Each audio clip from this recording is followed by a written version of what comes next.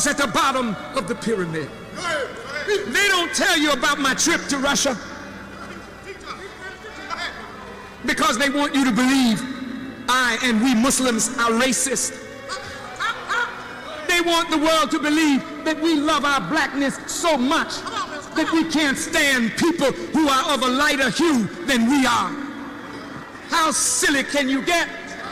Master Farrakhan Muhammad that came to us, that was born on February 26, 1877, he looks like a white man. We call him our savior. So don't tell me we can't recognize goodness in skin color.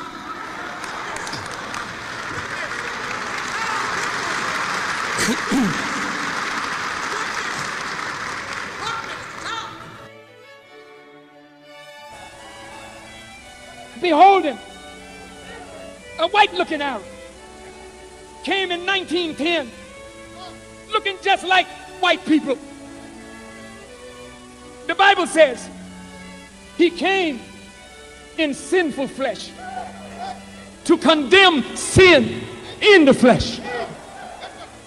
All flesh is sinful, but white flesh has been the most sinful of sinful flesh on the earth. I'm not, listen, dear Caucasian people, please listen. Please. I'm not talking personal.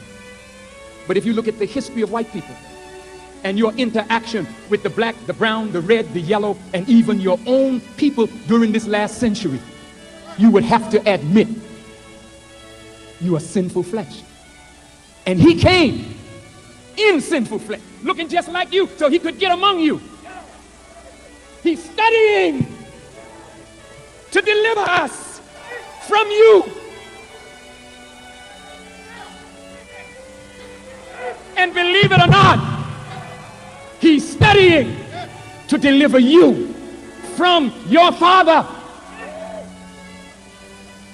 I'll get into that. One day, I want to teach white people why you are on the earth and what purpose God brought you here to fulfill, and why now that purpose has been fulfilled. And that man that looks like you has come to free you from the purpose of your father, that you may, if you desire, receive a place in paradise. Say, well, some black people say, what is that? After all the hell they raised? Be quiet. Just be quiet. If they didn't make themselves, then what piece of clay formed by a potter can be blamed for the shape that the potter put it in? That man, Farrakhan Muhammad, had a black father and a white mother. Are you listening? Why was he made that way? Of a black father and a white mother. The Bible said he was given a specially prepared body that he could go down.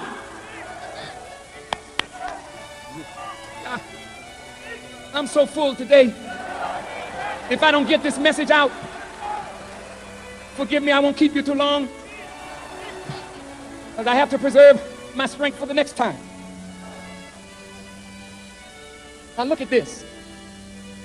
I was talking to Brother Jabbar Muhammad one day, one of the sons of the Honorable Elijah Muhammad, and he asked me the question, why was he born of a white mother and a black father?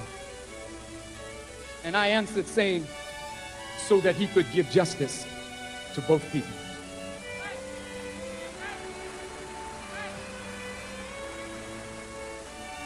Some of the old Muslims heard talk that he hated his mother.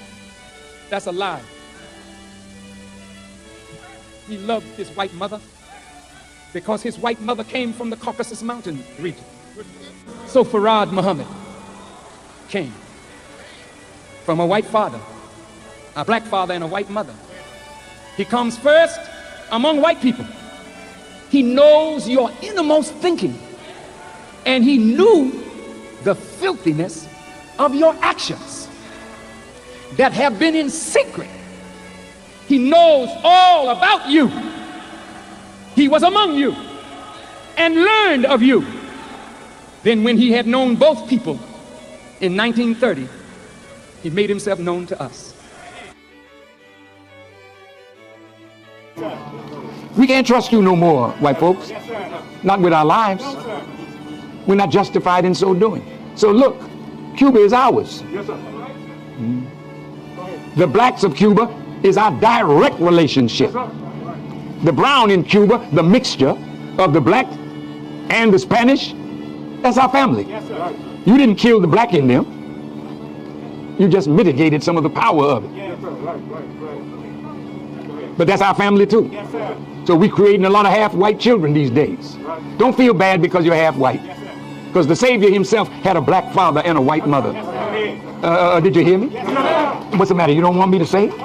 You scared of it? You don't know how to defend it? Then get the hell out of here and go on where you belong. Because he had a black father and a white mother from the Caucasus Mountain. Why was he like that? Because he had to give justice to both black and white. That's my job too.